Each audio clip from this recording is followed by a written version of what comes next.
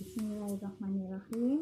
Assalamualaikum warahmatullahi wabarakatuh.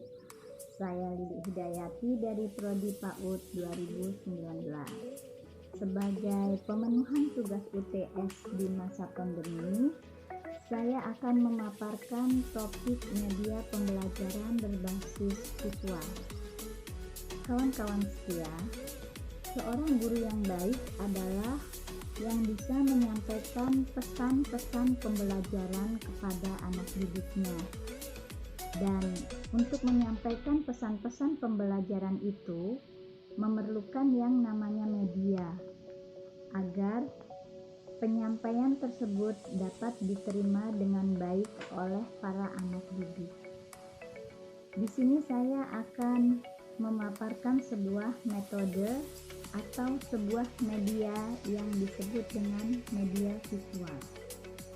Sebelum kita melangkah ke tahap selanjutnya, terlebih dahulu, marilah kita mengenal apa yang dimaksud dengan media visual. Pengertian media visual. Media visual adalah media yang melibatkan indera penglihatan. Media visual merupakan sumber belajar yang berisikan pesan atau materi pelajaran yang dibuat secara menarik dalam bentuk kombinasi gambar, teks, gerak, dan animasi yang disesuaikan dengan usia peserta didik, sehingga dapat menimbulkan ketertarikan dalam belajar dan pembelajaran tidak akan menjadi membosankan. Selanjutnya, marilah kita bahas tentang karakteristik media visual. Karakteristik media visual memiliki 3 elemen, yakni 1. Kesederhanaan. Secara umum, mengacu kepada sejumlah elemen yang terkandung dalam suatu visual. Kemudian elemen kedua yaitu penekanan. Konsep ini disajikan memerlukan penekanan terhadap salah satu unsur yang akan menjadi pusat perhatian peserta atau anak didik. Dan yang ketiga, elemen keterpaduan. Ia mengacu kepada hubungan yang terdapat di antara elemen-elemen visual yang ketika diamati akan berfungsi bersama-sama. Agar lebih memahami apa-apa saja yang tergolong sebagai media visual, marilah kita mengacu pada jenis-jenis media visual. Jenis-jenis media visual terbagi atas 2 bagian, yaitu media visual non-proyeksi dan media visual proyeksi.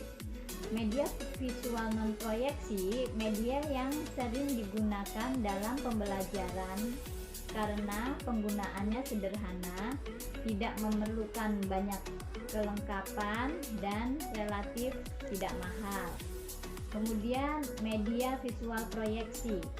Media visual pembelajaran dapat ditampilkan dengan alat proyeksi atau proyektor.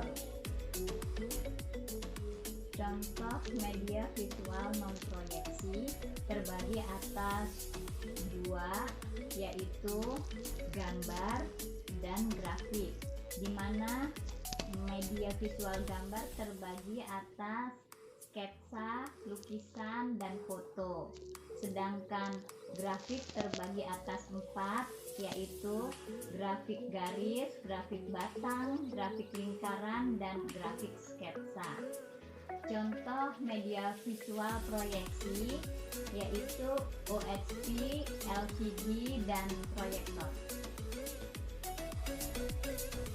Jika kita telah mengetahui apa itu pengertian media visual, karakter, dan jenis-jenisnya, selanjutnya marilah kita melangkah menuju fungsi-fungsi dari media pembelajaran berbasis visual.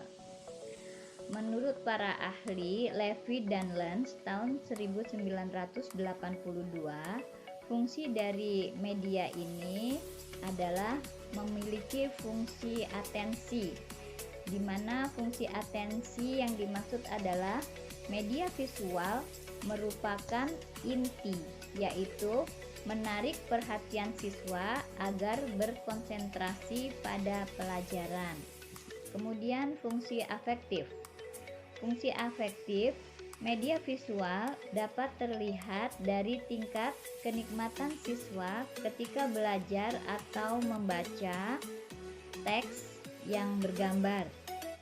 Fungsi kognitif. Media visual atau gambar dapat memperlancar pencapaian tujuan proses belajar. Dan yang terakhir, fungsi kompensatoris, di mana media visual membantu siswa yang lemah dalam membaca dan mengorganisasikan informasi dalam teks dan mengingatnya kembali dalam gambar. Media pembelajaran memang sangat menunjang bagi pendidik. Akan tetapi, bila pendidik tidak menguasai tentang keterampilan dan pengetahuan media tersebut, maka nantinya akan dapat menjadi hambatan dalam penyampaian pembelajaran. Baiklah, teman-teman, seperti itulah hal-hal tentang media pembelajaran berbasis visual yang dapat saya sampaikan. Wabillahi taufiq wal hidayah. Wassalamualaikum warahmatullahi wabarakatuh.